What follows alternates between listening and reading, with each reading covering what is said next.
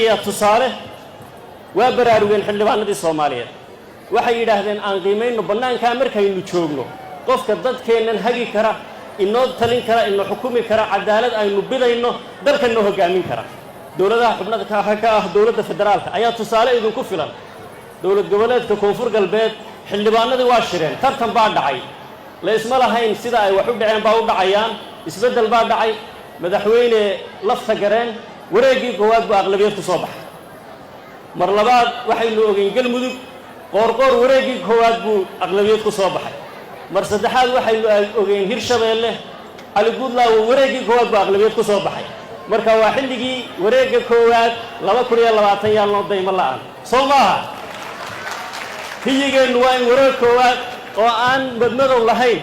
aynu ku sii wadnaa continuity-ga iyo horu socodka dalkani uu u baahan yahay in uu gaaro waxaan doonayaa